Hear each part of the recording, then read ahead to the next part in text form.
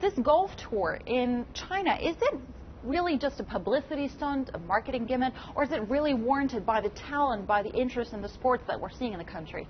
Well, it's a bit of both. This tour is a fairly low-level tour. There are 12 tournaments set for next year, and there are only about $200,000 in prize money per event, so it's fairly low level. But the winners will graduate to the second tier in the US, the Web.com Tour, so it'll be interesting to see how those players do. You mentioned some of those teenagers, the 12-year-old, the 14-year-old, and there's a whole batch of other ones, well-known 15 and 16-year-olds as well. So when they start to progress and perhaps turn pro, then we'll start to see whether these Chinese stars of the future can become stars of the present. But Mark, you do need someone to personify the sports, like Tiger Woods in the U.S., right? Absolutely. Is there someone in China who can fit that role? Well, at the moment, the 14-year-old who made the cuts in the Masters last year, Guan Tianlang, is probably the best bet. But he is only 14, and of course, 14. Yeah, that's right. I mean, burnout has to be an issue, not just for him, but for all his peers as well. As good as Tiger Woods is, of course, the Chinese want to support one of their own. We've seen Yao Ming revolutionize the sport of basketball. Li Na has done the same for tennis. So if someone like Guan or one of his peers can really make it to the next level, then we'll start to see things really change. Worth mentioning, the 5-time Open champion Peter Thompson just recently said that China's been asleep for 40 years in terms of golf. Yep. It's finally woken up, and we saw that the Team China won the Dongfeng Nissan Cup for the first time just recently. Why has China woken up to golf now? I think it's always to do with money.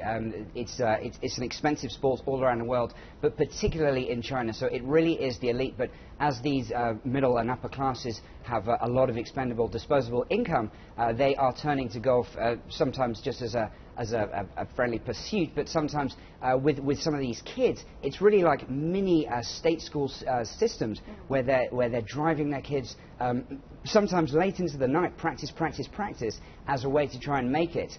So it's a lot of people with a lot of money, and they're choosing to spend it on golf.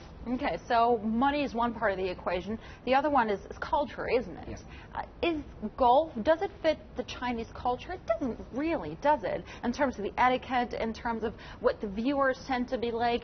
Do you think that'll change throughout the next couple of years? Well, crowd control has been a big issue. We saw a tournament a few months ago, just a one-on-one friendly exhibition match between Tiger Woods and Rory McIlroy, and it was absolutely carnage out on the course, with crowds just roaming everywhere. And I got to tell you another story. Michael Phelps played around the American swimmer, but he's a keen golfer. He takes it pretty seriously. He had a friendly round in China a few months back, and he was putting his drives right in the middle of the fairway, a few hundred yards down, getting up, and his ball had just disappeared.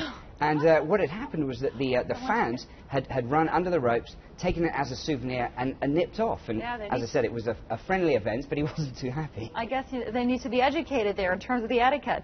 Finally, pollution is a big issue in China. Yeah. How does that reconcile with the very clean sport of golf?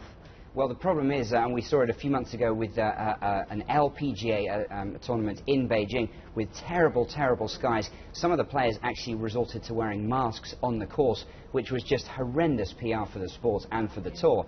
But you can't control the weather, of course. The players need to be on board, because if they start deserting and saying, we're going to skip the China stops, then the tour plans for the European Tour and the PGA Tour, they can't grow if the players aren't on board.